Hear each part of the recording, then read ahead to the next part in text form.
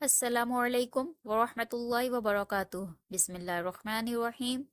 آج کی کلاس میں ہم نون ساکن اور تنوین کے قواعد کو کنٹینیو کریں گے۔ پچھلی کلاسوں میں ہم نے نون ساکن اور تنوین کے 3 قواعد کو مکمل کیا تھا، یعنی کہ اخفا کا قاعدہ، اظہار کا قاعدہ اور ادغام کا قاعدہ۔ آج کی کلاس میں ہم نون ساکن اور تنوین کے چوتھے قواعد کو پڑھیں گے، سیکھیں گے، یعنی کہ اقلاب کا قاعدہ۔ سب سے پہلے ہم جانیں گے اقلاب کسے کہتے ہیں۔ اقلاب کے معنی ہیں بدلنا یا تبدیلی، یعنی کسی چیز کو کسی چیز میں بدلنا، تبدیل کرنا، وہ اقلاب کہلاتا ہے۔ اقلاب کیسے کیا جاتا ہے؟ جب نون ساکن یا تنوین کے بعد حروف با آ جائے تو وہاں نون ساکن اور تنوین کے بدلے غنے کے ساتھ میم کا تلفظ ہوگا۔ ہم اسے آسان طریقے سے سمجھنے کی کوشش کرتے ہیں۔ نون ساکین یا تنوین کے بعد اگر حرف با آ جائے تو وہاں پر میم کی آواز نکالی جائے گی اور غنے کے ساتھ ادا کیا جائے گا۔ جیسے ہم جانتے ہیں نون ساکن جس نون پر جزم ہو اسے نون ساکن کہتے ہیں، اور 2 زبر 2 زیر 2 پیش کو تنوین کہتے ہیں۔ جہاں بھی کہیں نون ساکن یا تنوین کے بعد حرف با آ جائے تو وہاں پر نون کے بجائے ہمیں میم کا تلفظ ادا کرنا ہوگا، یعنی کہ میم کی آواز نکالنی ہوگی اور اسے غنے کے ساتھ ادا کرنا ہوگا۔ جیسے میم بیتی کا، یہاں نون ساکن کے بعد با آ گیا ہے، نون کے اوپر سکون ہے یعنی کہ جزم ہے، تو یہ نون ساکن ہے، اور اس کے بعد با آ گیا ہے تو یہاں نون کی آواز بالکل نہیں آئے گی بلکہ میم میں بدل جائے گی۔ نون کو میم میں تبدیل کیا، اسی کا نام اقلاب ہے، اور اس غنے کی مقدار 2 سے 3 سیکنڈ کی ہوگی۔ چلیں آئیں اب ہم اسے مثال کے ذریعے سمجھنے کی کوشش کرتے ہیں۔ سب سے پہلے نون ساکن کے ساتھ مثال دیکھ لیتے ہیں۔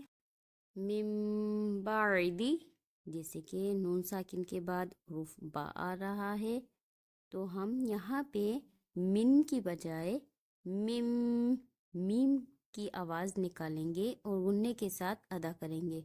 من بعدی۔ ایک اور مثال دیکھ لیتے ہیں۔ من بخیلا، یہاں بھی نون ساکن کے بعد حروف با آ رہا ہے تو ہم نون ساکن کو میم کی آواز میں تبدیل کر دیں گے۔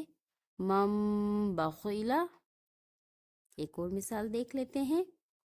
بذنبہم، بذنبہم، نون ساکن کے بعد حروف با آ رہا ہے تو یہاں بھی ہم نون کی آواز کو تبدیل کر دیں گے میم کی آواز میں، بذنبہم۔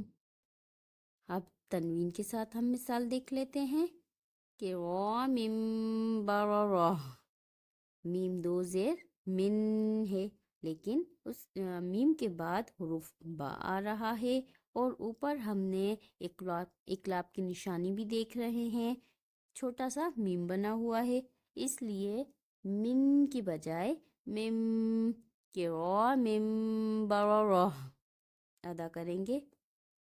ایک اور مثال دیکھ لیتے ہیں۔ سمیع بصیر، سمیع بصیر، تنوین ہے، عین 2 پیش عن، لیکن عین کے بعد حرف با آ رہا ہے یعنی کہ اقلاب ہو رہا ہے، اس لیے یہاں پر تنوین کی آواز کے بجائے ہم میم کی آواز نکالیں گے، سمیع بصیر۔ ایک اور مثال دیکھ لیتے ہیں۔ حل بہذا، تنوین ہے، تنوین کے بعد حرف با آ رہا ہے یعنی کہ اقلاب ہو رہا ہے، یہ اقلاب کا قاعدہ ہے۔ یہاں پہ تنوین کے بعد با آ رہا ہے تو ہم یہاں پہ تنوین کی آواز کو میم میں تبدیل کر رہے ہیں، حل بہذا۔ ہم نے نون کو میم میں تبدیل کیا، اسی کا نام اقلاب ہے۔ مجھے امید ہے آپ لوگوں کو اقلاب کے بارے میں سمجھ میں آ گیا ہوگا کہ اقلاب ہم کسے کہتے ہیں اور اقلاب کو کیسے کیا جاتا ہے۔ اگر پھر بھی آپ کو کوئی بات سمجھ میں نہیں آئی ہو تو کمنٹ باکس میں کمنٹ کر کے مجھ سے معلوم کر سکتے ہیں۔ اس کے ساتھ ہی مجھے اجازت دیجیے، دعاؤں میں یاد رکھیے گا۔ اللہ حافظ۔